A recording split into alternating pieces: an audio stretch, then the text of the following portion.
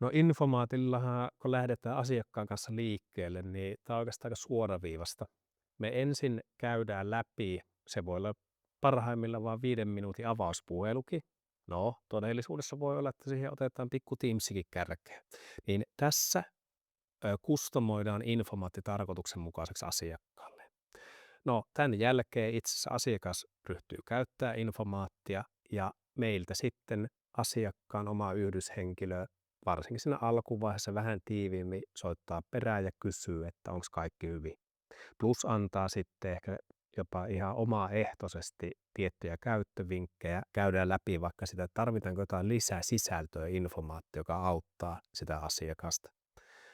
Ja tällä lailla oikeastaan sitten edetään ja ei näiden ekojen kuukausienkaan jälkeen täysin Infomaatin henkilöistä eroon pääse, että me jatketaan sitten vähän väljemmällä syklillä sitä samaa työtä myös myöhemmin.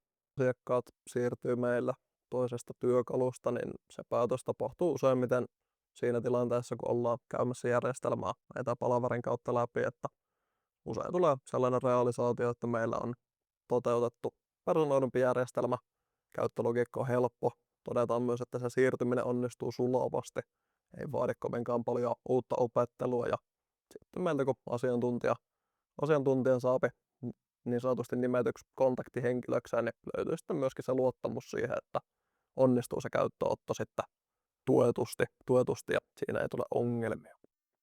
Halutaan tehostaa sitä raportointia. Aikaisemmin on tehty vaikka Wordillä ja säilytetty omalla koneella niitä raportteja ja sitten on kone tippunut järveen. Tämmöinenkin tapaus on ollut, että kone tippunut järveen ja sinne meni kaikki raportit. Kaikki omat raporttipohjat, niitä ei säilytetty pilvessä tallessa palveluntarjoajalla, joka on luotettava palveluntarjoaja, joka on mennyt konkurssiin tai muuta vastaavaa. Näitä syitä, en tiedä miten ton nyt sitten olisi lopettunut, mutta Me ollaan niinkö koko porukka täällä erittäin asiantuntevia. Me oikeasti tiedetään niinkö teemasta mobiilidokumentointi, kohderaportointi tosi paljon, mikä heijastuu myös siihen sitten, että Infomaatti tuotteena niinkö tähän mobiilidokumentointiin on paras. Me vaan yksinkertaisesti tarjotaan monipuolisimmat ja parhaimmat mahdollisuudet siihen, että asiakas pystyy tekemään sitä kohderaportointia halutulla tavalla. Niin se on aika yksinkertaisesti näin.